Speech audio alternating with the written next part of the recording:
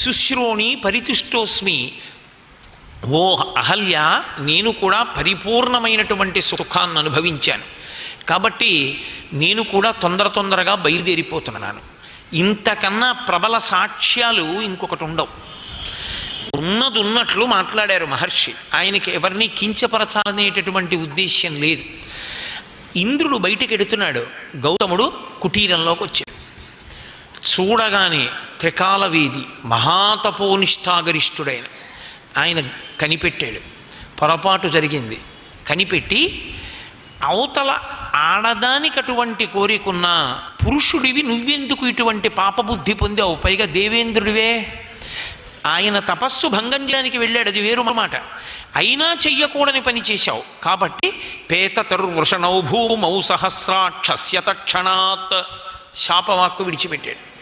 శాపవాక్కు విడిచిపెట్టాడంటే తపోభంగం అయిపోయిందని గుర్తు.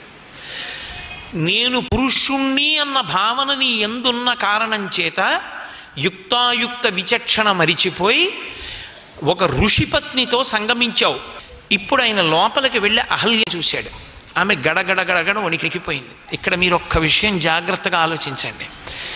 విడాకులన్న మాట ఈ లోకంలో సనాతన ధర్మంలో ఉంటే గౌతమ మహర్షి విడాకులు ఇవ్వడానికి ఇంతకన్నా గొప్ప కారణం ఇంకోటి కర్లేదు కదా.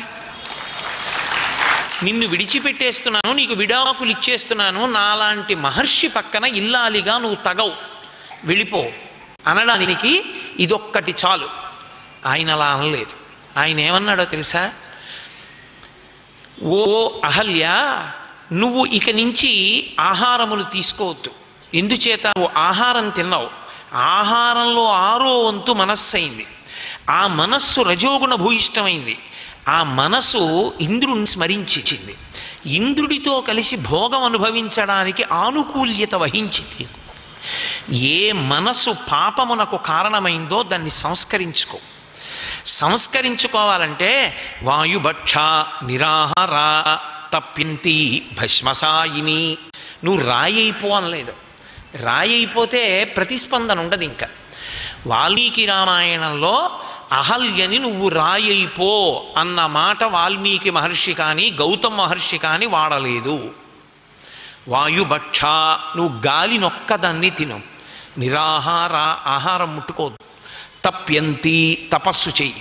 నువ్వెవ్వరికి కనపడవు. అదృశ్యంగా ఉంటావు. భస్మశాయిని, బూది కప్పబడి ఉంటావు. అందుకని ఎవ్వరికీ తెలియదు. నిర్జనమైపోతుంది ఈ ఆశ్రమం. నేను వెళ్ళిపోతున్నాను ఇక్కడి నుంచి. నేను ఉత్తర దిక్కుకు వెళ్ళి తపస్సు చేసుకుంటాను. నువ్వు అలా తపస్సు చేస్తూ ఉండు. నువ్వు చేసినటువంటి పాపం కడగబడుతుంది ఒకనాడు. పాపం కడగబడింది అని గుర్తేమిటంటే రాముడు వస్తాడు ఈ ఆశ్రమంలోకి.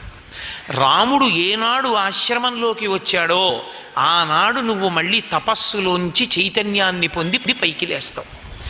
నువ్వు పైకి లేవగానే నేను వస్తాను, వచ్చి మళ్ళీ నిన్ను స్వీకరిస్తానని చెప్పాడు. అంటే దాంపత్యం అన్న మాటలో ఎంత విశాలమైన అవగాహన ఉండాలో అంత పెద్ద పొరపాటు చేసినటువంటి అహల్యని కూడా సంస్కరించుకున్నాడు తప్ప గౌతమ మహర్షి అసలు విడాకులివ్వడం అన్న మాట వాడలేదు రామాయణంలో. అంటే అసలు నూతన దంపతులు అవుదామనుకున్న వాళ్ళు మొట్టమొదట చదువుకోవలసిన గ్రంథం ఏమైనా ఉంటే, అసలు భార్య ఎలా ఉండాలి, భర్త ఎలా ఉండాలి, పరిణితి ఎలా ఉండాలి తెలుసుకోవాలంటే అసలు ముందు రామాయణ గ్రంథం చదువుకోవాలి. చదివితేనే వాళ్ళు ఆదర్శ దంపతులుగా నిలబడగలరు. కాబట్టి ఆ తల్లి తపస్సులోకి వెళ్ళిపోయింది. ఇహ వర్షం, ఇక్కడే నువ్వు బహూనిత్వం వసిష్యసి. ఇహ వర్షం సహస్రాణి బహూనిత్వం వసిష్యసి. ఈ ఆశ్రమంలో కొన్ని వేల సంవత్సరముల అలా తపస్సులో ఉండన్నాడు. ఆమె అను చేసినది పాపం, అలా నేను చేయకుండా ఉండవలసింది. కాబట్టి ఇప్పుడు నేను ఆ పాపాన్ని కడిగేసుకోవాలనుకుంది. ఆమె తపస్సులోకి ప్రవేశించింది. గౌతమ మహర్షి వెళ్ళిపోయారు.